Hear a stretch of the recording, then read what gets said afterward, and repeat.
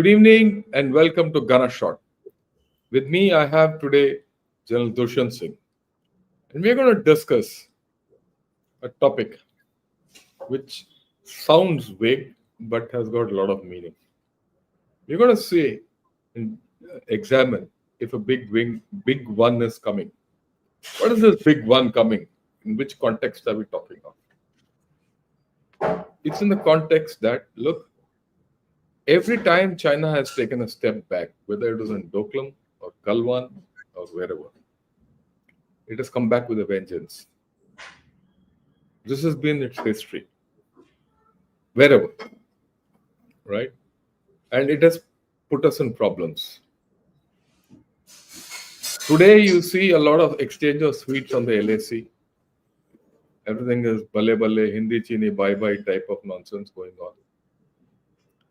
And there are, our ministers are going on air and saying, oh, we are, negotiating how to resume air trips and Mansarovar Yatra, all that. And all our businessmen are ready to welcome the Chinese back with for whatever reasons. And this is a ground reality. Okay, is this the right thing to do? And if we go down this route, what will be the consequences without preparation? Is what we're going to talk of. And for this, I'll hand you over to General DUSHYANT SINGH. General DUSHYANT, please start. Thank you, sir. And once again, thanks a lot for calling me again after a long Long gap. time. Although the reasons for this long gap are more because of me than because of you, essentially because I was not able to find the time due to commitments, etc., personal and official both. So today's topic is quite interesting, as you said, that it is about the current euphoria which is going on between India and China. A kind of a thaw is emerging, and this thaw is taking us to certain levels of enthusiasm, wherein we may forget caution, especially at the strategic level. I fully understand that at the operational and the tactical level, the military leadership would be cognizant of the past history and would be taking actions to ensure that nothing untoward happens. But if there is a strategic call of a de-induction, etc., or some kind of a disengagement with pullbacks, etc., I think that will become a cause of worry for us because we I would say we enjoy, but I would say we are highly asymmetric as far as military power is concerned between China and India. See, the Chinese are having a headwind as far as economy is concerned. They are having social problems. They are having instances of mass killing, etc. That's very strange phenomena which has happened, which clearly indicates the kind of social cohesion which is lacking now in China, and the economic concerns internal to China, which were being covered by the iron wall or the iron curtain or the Great Wall of China, they are slowly now coming out in the open. 35 people killed, 8 people killed, etc.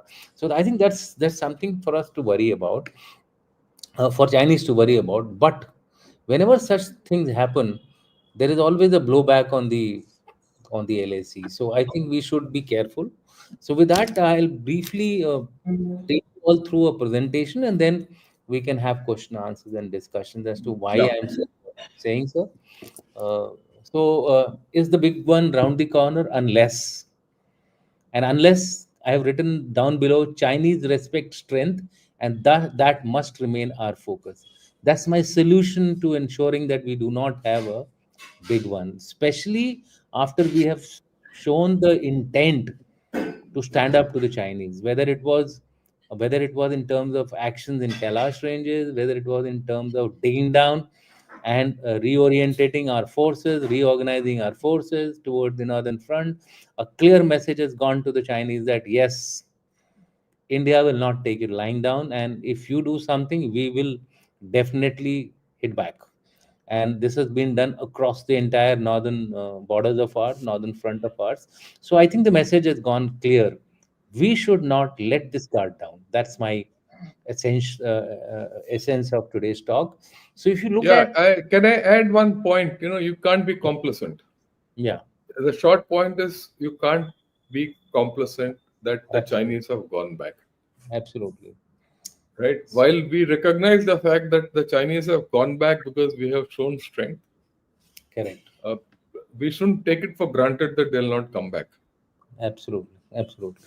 So, if you look at the history, it's always better to look at history.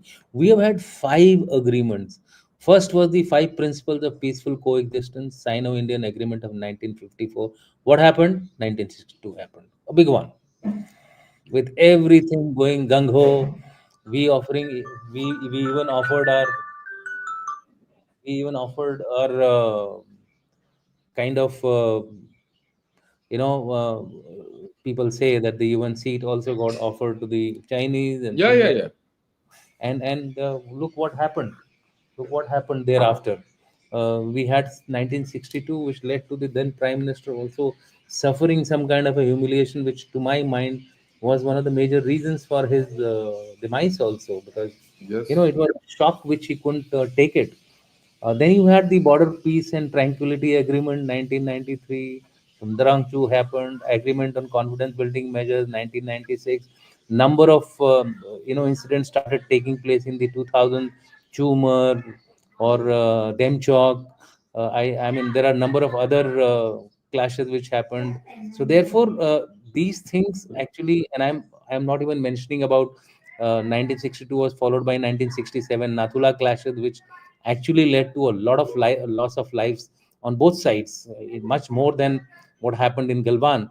So once you had the the 2005 confidence building measures, by 2013 we had the Chumar, Depsang, all these places started getting addressed by the Chinese. Uh, they also started focusing on the Sikkim area, in the area of Doklam. They didn't actually uh, show their intent, but they were building up to it.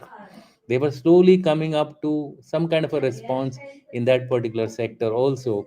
And then we had the working mechanism for consultation and coordination on India China border. What happens? 2012, this famous agreement is reached. People start talking. They actually decided to sort out the boundary problem. That was one of the major content of the working mechanism of for consultation coordination of India China border, was to actually come to a solution to the boundary. Would the Chinese like this to succeed? No. So what they did, Doklam, big one. So one agreement, another big one here. Take it with a box of sweets. Before that, I myself have served in that area. We have been exchanging on a Tibet Day, on a particular Independence Day, or for that matter Republic Day. Every time there was a bonhomie on the on the LSC. So point I'm trying to get at is that after the WMCC meeting, we had Doklam. Then after the Doklam, there was some kind of thaw, there was some kind of a back channel talks, etc. So things started cooling down, and then automatically COVID happened. So therefore, people thought that now the situation on Nothing border, will happen. nothing will happen because they are themselves suffering. The Chinese were the first to suffer as far as COVID is concerned. 80,000 deaths at that point in time in 2020. Of course, later on, either they stopped publishing their deaths, or uh, genuinely they did some kind of a zero acceptability as far as COVID was concerned. So in any case, uh, after this, despite the COVID, they did the Galban, which was a much bigger and a game changing kind of a action. And here I would like to praise our both the political and the military leadership, that this time we stood up. We I think gave a very clear message that enough is enough, and we will take actions which are necessary for us to ensure that we are able to cope up, or we are able to counter any such actions. And accordingly we did a number of proactive actions also. Kailash was one of them. plus the reorganizing, reorientating the entire threat perception of the country. Imagine if it started when George Fernandez had told way back 20, 30 years back that China is our number one Number enemy. number one enemy.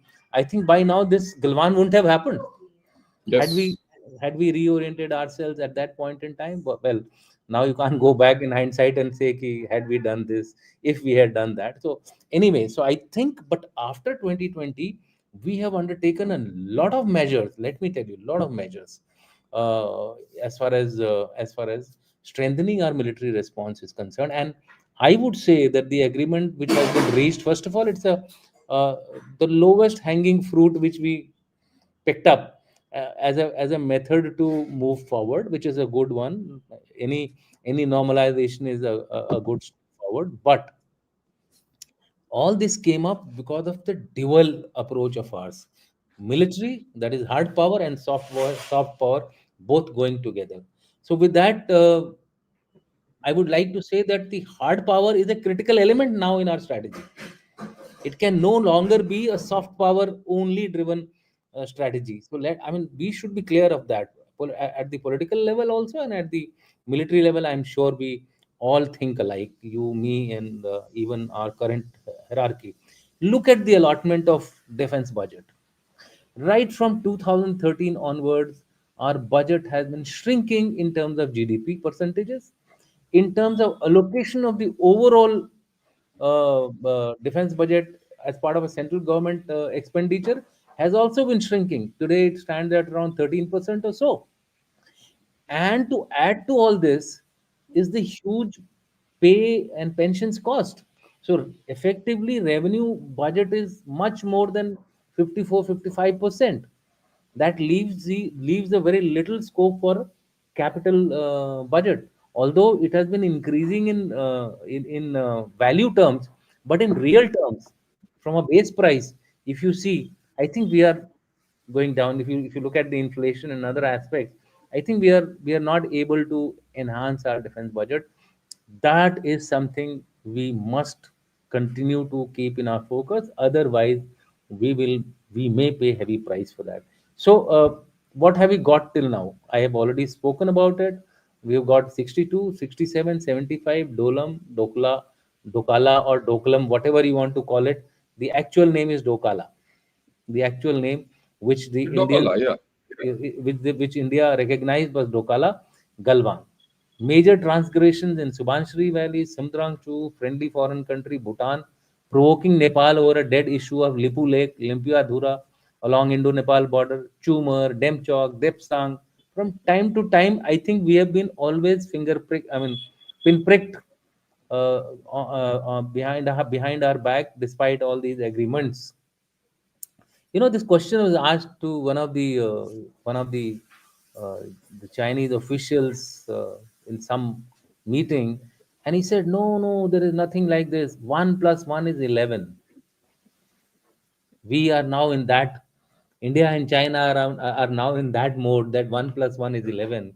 And I want to remind the Chinese that 1 plus 1 is always 2. It can never be 11. So as far as we are concerned, till the time we are in that 1 plus 1 is 2, I think we'll be right and correctly focused toward. Look at the cyber attacks. India is the second most targeted country as far as cyber attack is concerned after Taiwan. What are the priorities of China, Taiwan, and India? So the realities have to be taken into account over all these euphoric actions which we are talking of: relaxation of visa, and getting exchange Flights. intellectual direct flights, blah blah. I mean, there are a number of such agreements. I'm not undermining these agreements, but what I'm saying is these should be taken with a pinch of salt and caution, without compromising on your hard power.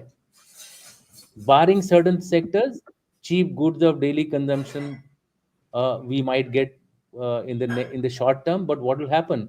Our markets will be dumped with low quality items, and then we will be cursing every time. You take a Diwali ka ladi also, if you take, that also blows up after 2 3 hours, so that a Chinese bloody. So everybody then wants, okay, I should put the Indian lights there. I think we have to take a call. So what call on this issue of the new development in a very, very considered manner.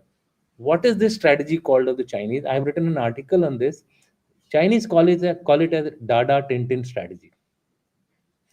Dada is talk, Tintin is fight. It's been their pattern. Talk, talk, fight, fight. Talk, talk, fight, fight, till you achieve your aim. Fight not in the sense that you go in for a full-fledged war.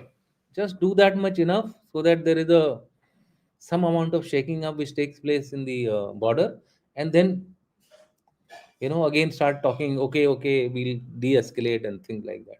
Anyway, so what is the current optimism and what are the challenges?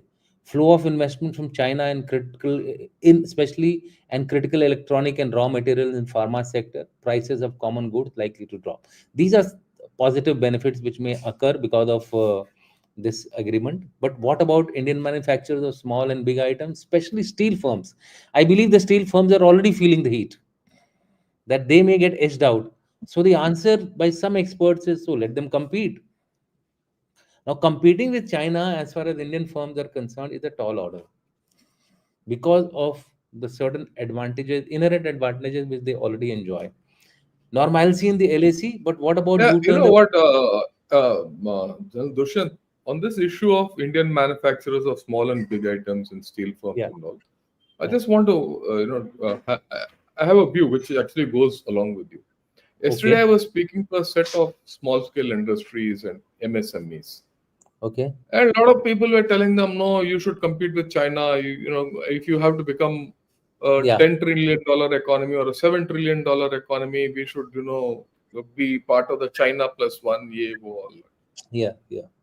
And there were people from the government, there were even some political people out there. So I asked them, see, you are asking all these small scale jabs to compete with Chinese people. They will compete.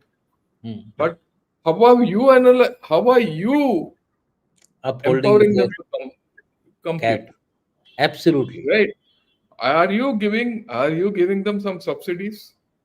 Are you telling people, okay, you do this and we will ensure that whatever losses you have, we will take care? Are you giving them some free electricity? Are you finding markets for them? Are you giving them protection against China? Some Right? tariffs. Some tariffs, something. And are you giving some, if suppose you want to, I mean, I'll just give a very small example. Hmm. Suppose you want to sell some small items to Germany. Yeah, Okay. Why will Germany take it for you if you don't have good relations with Germany? correct. So what is that go with Germany and to keep China out, right? How do you ensure you have a plan that okay, today you might have some technology from somewhere? How do you have a plan that after 3 4 years, no more technology from anywhere, you have to be on your own? No, these enabling policies are not there. Correct. And what's more, this is something which yesterday came out. Look, the government has been saying China, we should be part of the plus one in China plus one for the past 5 years. आत्मनिर्भरता शुरू किया हमने 5 साल पहले.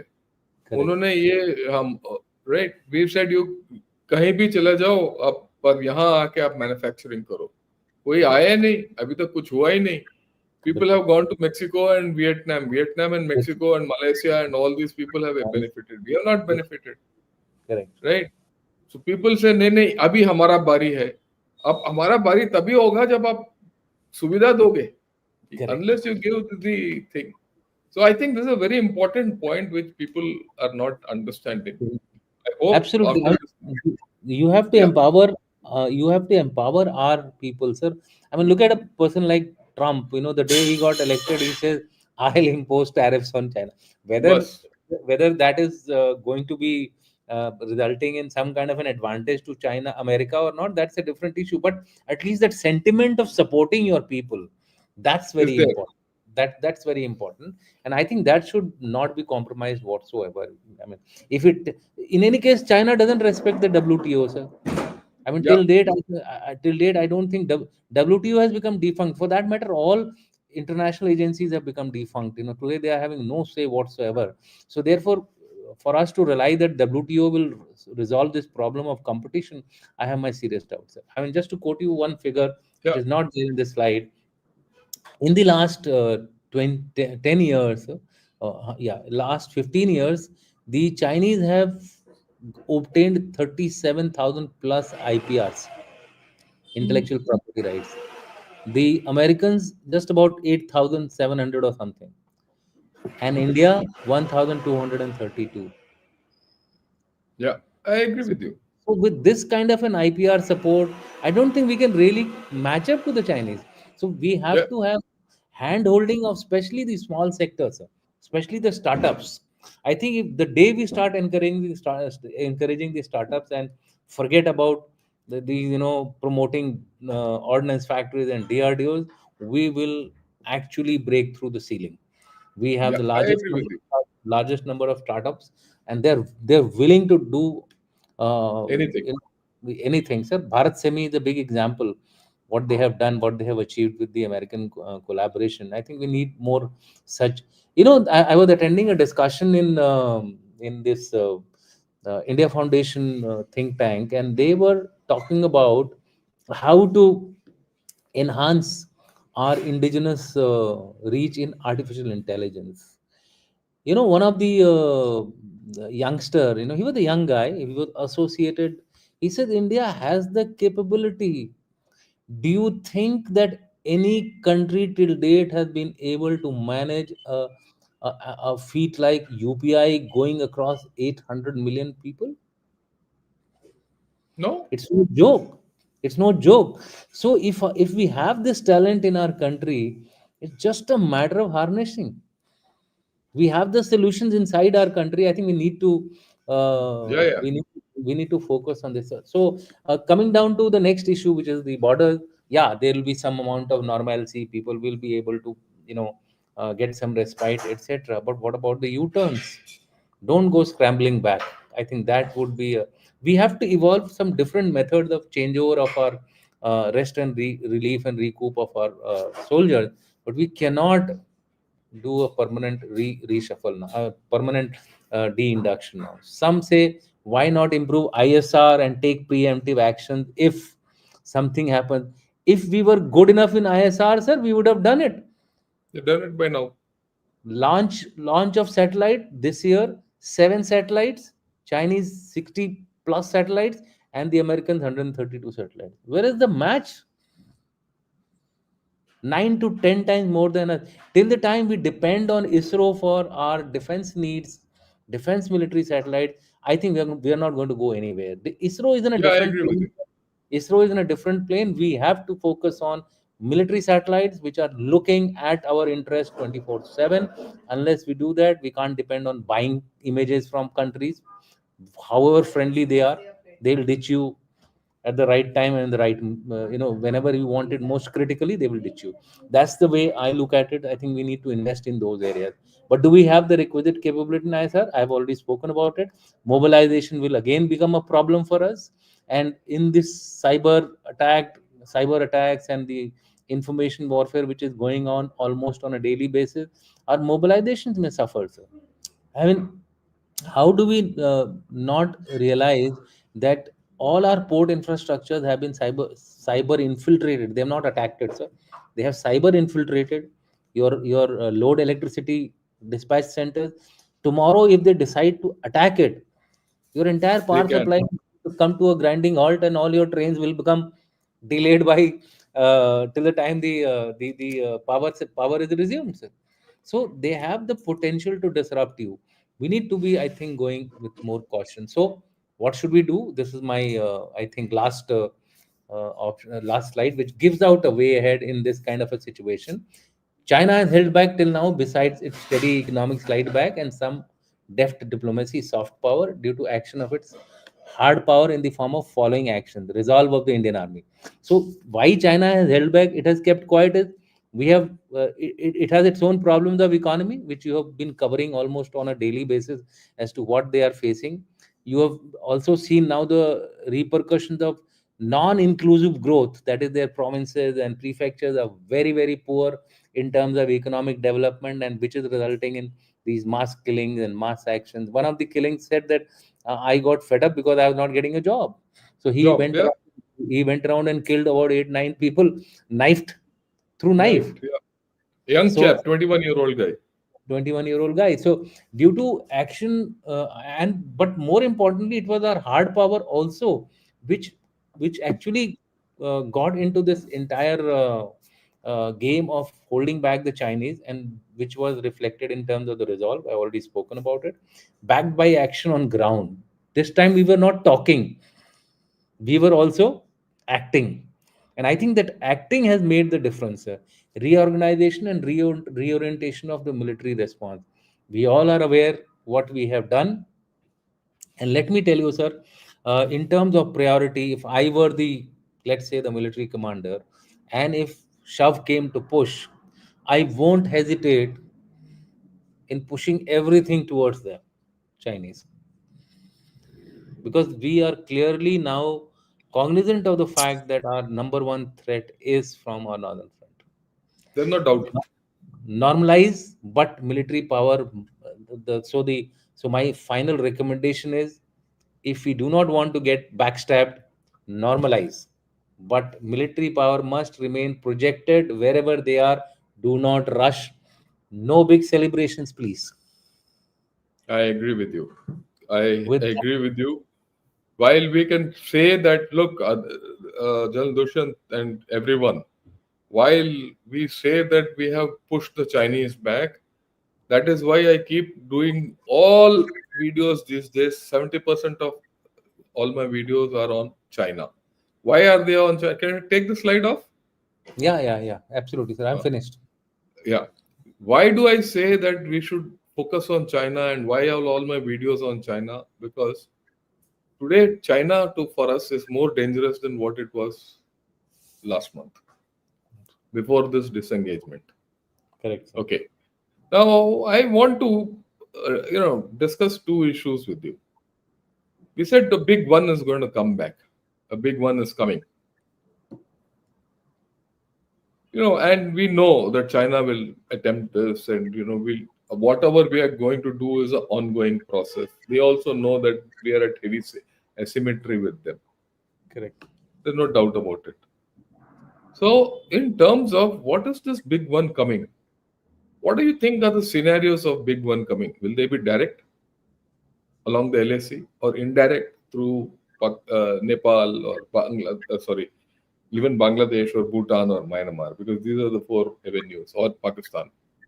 So, will it be direct or indirect as you visualize? And the second thing is how the second issue which we need to discuss, if we can, is deterrence. How do you deter them from doing this? That's right. Right? I mean, you just don't deter them by just projecting power, or we just don't deter them by increasing our budget. We have to do certain more things to deter China. It is one thing to disengage from China, but China should be very clear that, look, if we take this step, this will be the repercussions which they're going to face. And that deterrence has to be on the table. So I think we need to discuss on these issues. How do you think that China will come back at us, that big one which they're planning, and how we are going to deter them? So let's look at the scenarios first, and then we'll talk of deterrence. Sir, as far as if you look at the Chinese overall intent, what is their intent? Their intent is to be a superpower by 2049. I mean, that they have laid it out. Build a world-class military by 2035. Now, this world-class military by 2035, and today is 2025, it's almost about to come. There is a gap of about 10 years. So even the Chinese know that they cannot afford a big one of the Russia Ukraine type, or something of that nature, where they get set back from their ultimate aim of building a world class military of that nature, and also building a robust country, fully developed, and standing as possibly either at par or along possibly a shade ahead of the US. So therefore, what would be the big one till 2035 is the first benchmark which I mean, take for myself, and then after 2035, it's too We'll difficult to see. predict. It's Yeah, too we'll difficult see to. at that time. So my sense is that the big one this time would be more of a combination. That means there would be something happening along our LAC, especially in areas where we do not expect him to undertake any action. Appear. And I'll tell you why. We have roughly about around, I think, 30 odd disputed areas, come areas of differing perception. Exact numbers I'm not aware That's as of. okay. I'll have to go through my uh, old memory to to get the correct figures. But the fact is, there are areas of differing perception and there are areas of disputes. That means both have recognized that this is a disputed area and we need to go with certain rules of engagement, etc. Galwan was not a disputed area. That It's now should give become a us. disputed. Now it has become a disputed area. Sakting was not a disputed area. It was never Now there. it was never there. So look at his mindset. I think these are signals which we have to read. That where is he going to target? He's going to target at our vulnerability, at a weak place where we are relatively weak. My sense says, and it may be just a of the cuff. I'm just thinking over it.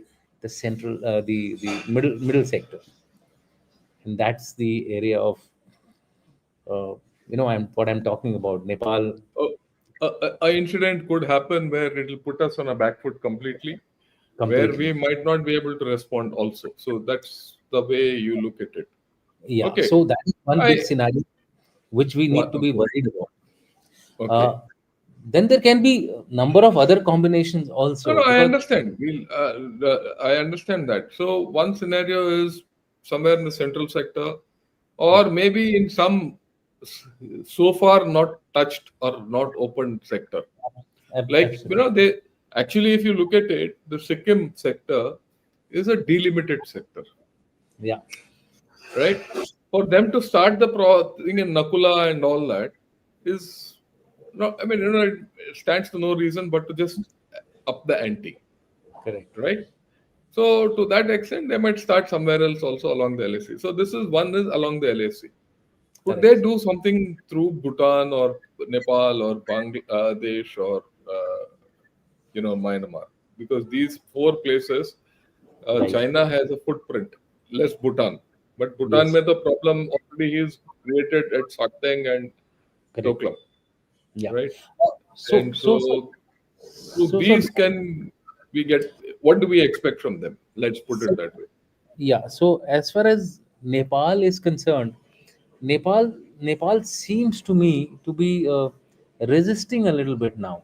A full cooperation with China. It seems to be although it doesn't have the capability to really stand up to China, and it doesn't have any kind of arrangements for India to be assisting them with boots on ground, etc.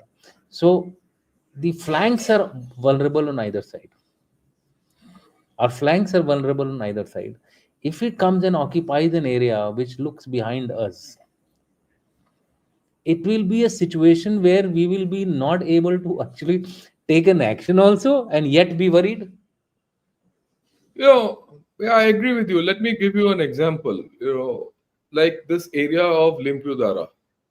Yeah, that I've already Limpudara said. has been no. Why? I'll I'll just give you a scenario. This will be the major embarrassment.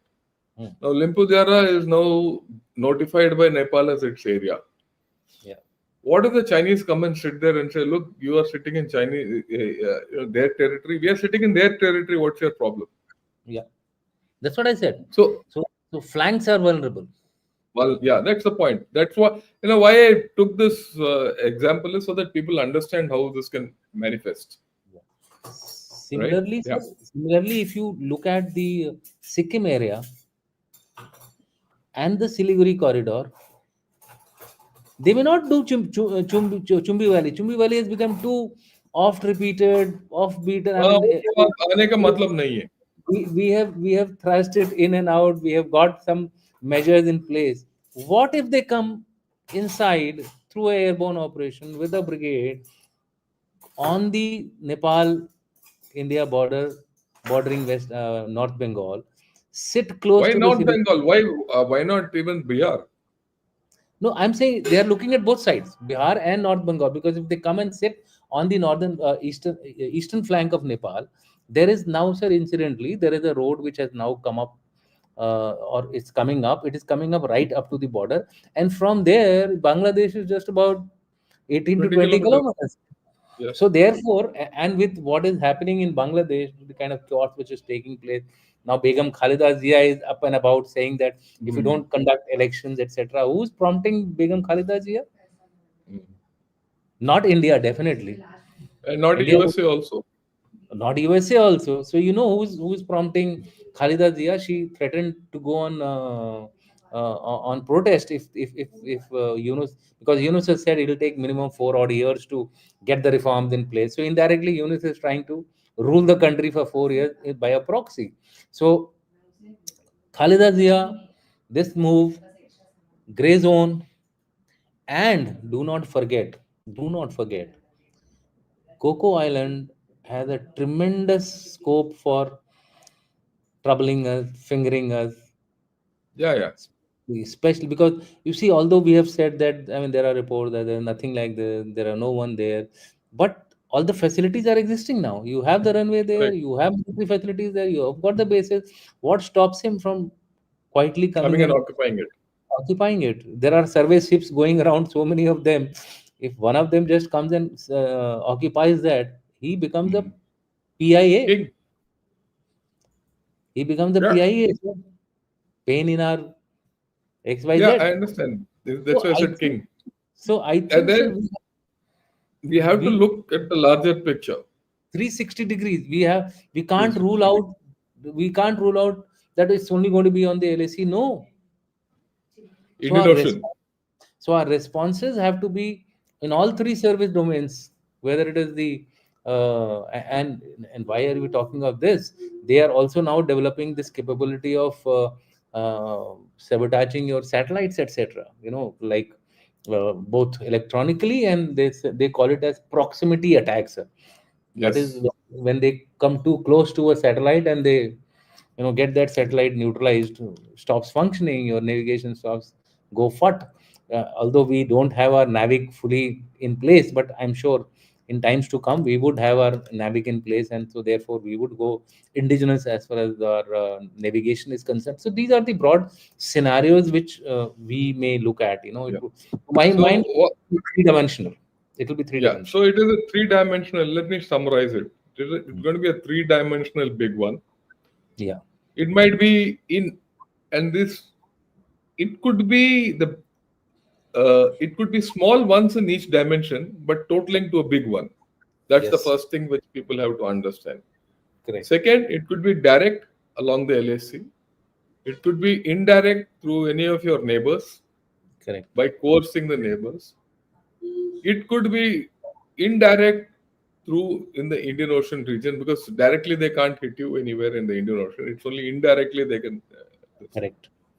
And also through the gray zone operations, they can affect your cyber, they can affect your space assets, Yeah, absolutely. and many other assets, and they can undermine you industrially, yeah, economically, That's which the they are major one.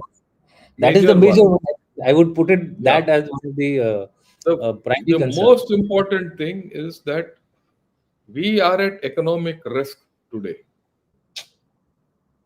right? And this is something which everyone needs to understand. Yeah. Okay. So the question which I have is, how do we deter them? Okay. So deterrence has number of dimensions, sir. Yeah, If you look, dimensions. Let's take mota three yeah. four. So, so Let's look at it this way. I mean, you need to be credible for deterrence. You need to have the ways and means to do deterrence. You need to be absolutely effective, and you need absolutely. to communicate your deterrence. All that. So and in that context, how do we will go about it? will to actually take Yeah, the action, will to do it. will to do. I personally feel if you display the will to do, that should become the first and the First, foremost thing as far as your deterrence is concerned. No amount of capabilities, if you're not willing to use it, I think you are not going to deter anyone. That's for sure. Take it for granted, sir. That's one. The second thing so is, if you look at the strategic deterrence, I think in the strategic deterrence, our underwater capability needs to be strengthened more. That right. is that is something. If it is fully secure, fail safe, the Chinese will not have that, you know, that will to go To on move forward. go on that route at least. So I think that is where we need to focus on our ssbns.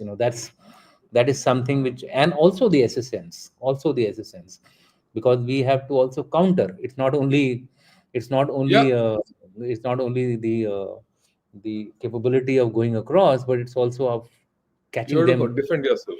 catching them at Sunda or the straits where Yeah, these people can also come into your side. So therefore, that should be the strategic area. Policy, there are differing views. Some people say that we should continue to remain in a no first use policy domain.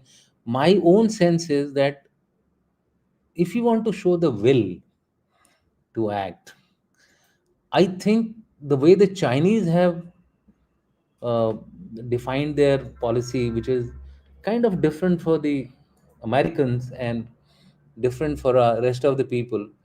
I think some kind of a nuance like that we could undertake. That's my personal view. Although the going view in the expert community is that no, I think we are very well off with a no first use policy. Can be matter of debate. So that's as far as the strategic difference is concerned. yeah. If Well, you let me put let no. When we talk of strategic difference, let me take a subset of this, which happened. Like if Russia, let's under think of a scenario yeah, like what Russia did to Ukraine. yeah. There's something like that, or not exactly a replica of that. Maybe something like that. What if tomorrow China or Pakistan do to us? How do you deter them, or how do you deter them from undertaking such a step? So that I think is something which we need to really think. They've not Yes. gone nuclear, but they're somewhere there.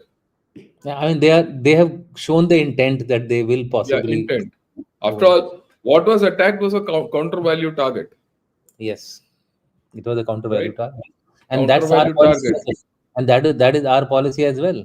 also. That if attacked, whether it is TNW or whatever it is, the So yeah. the response will be counter value. So is there a case? Let me. This is a completely wild hat theory. Wild Okay, one. this is a wild one. Mhm. Is there a case for us to carry out counter value demonstration, like do it in any place and say, okay, this is what our capability is. If you do it like the Koreans do, like the Chinese themselves do. We have India has a very idealistic policy of foreign policy or whatever you want to call it. We tend to put ourselves into shackles, maybe for good reasons that our other factors are not degraded. We have done once in 1998, and we had to undergo a pain for few years and before we could normalize our relations with the others. Now that escalation, which what you are talking of, we can only do, you can only do in case we find through various indicators that we are definitely under serious threat. I think yes, why not? It can be done as a political will demonstration that yes, we can do it, and we are doing it based on certain inputs, but not after they have done it. After they have done it, it's got no use. Then you might as well use So the yeah, so idea is to preempt them and so that they and deter them from doing what they plan to do. And for that, like you rightly said, you need to have capability, you need to have credibility, you need to have the will, you need to have the wherewithal. And So so all these 4 5 things you have to build together, put together, and just show someone, look, this is our capability. Though I do feel, in a way, we have done it, because when you fired the hypersonic missile, when you fired a BrahMos air launch, yeah. when you fired a Agni with the MIRV, you have given that indication कि भाई हमारे पास भी है, हम कर सकते हैं.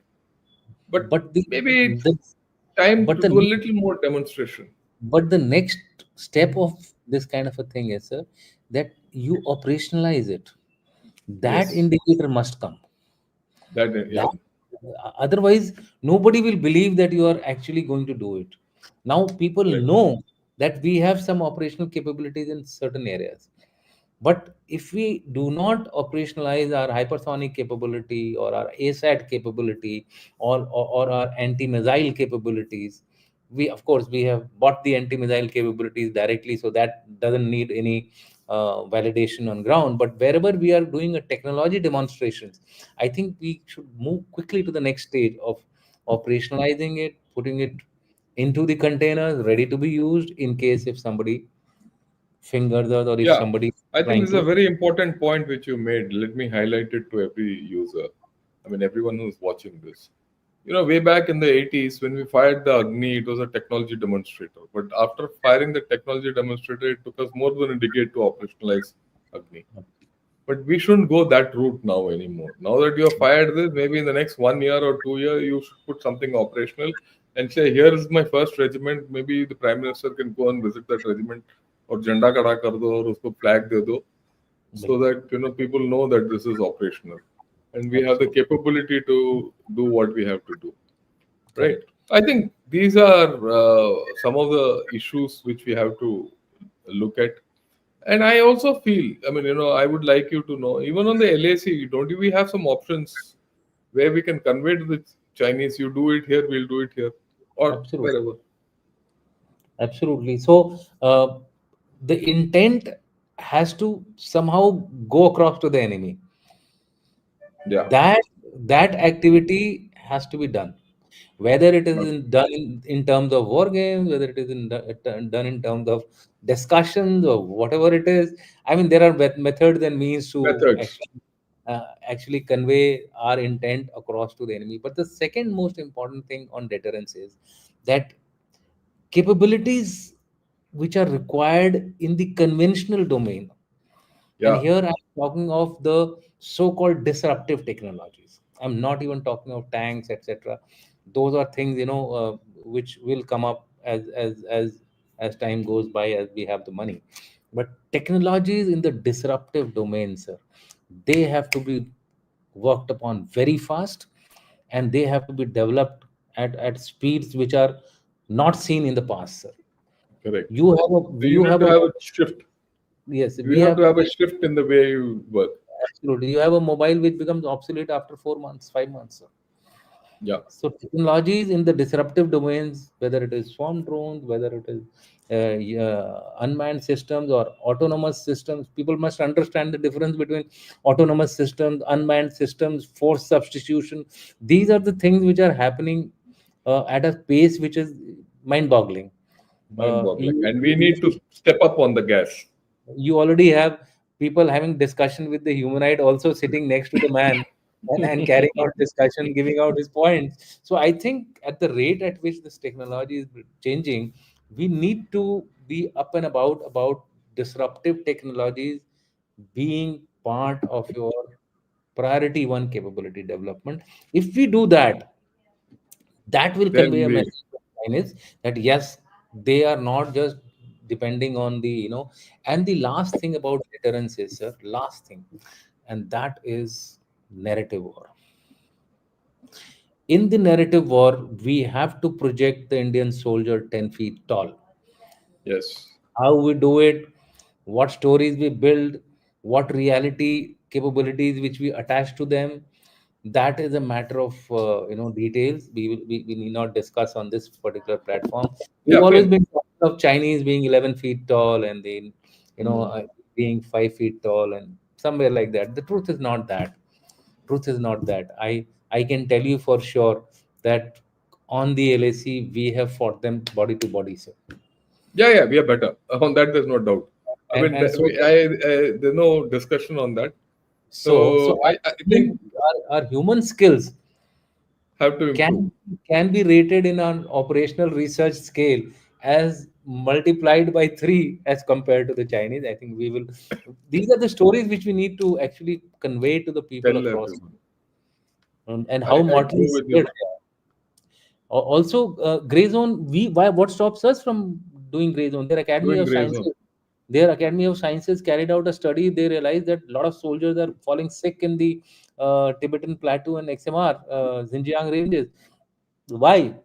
Because they are not used to this kind of a climate. I'm very happy today that these guys are also forced to be on the LAC and suffering the consequences, because of which these guys have now readily agreed to do these kind of agreements towards normalization of situation. But you can't trust them, so therefore that trust factor always sends you a caution.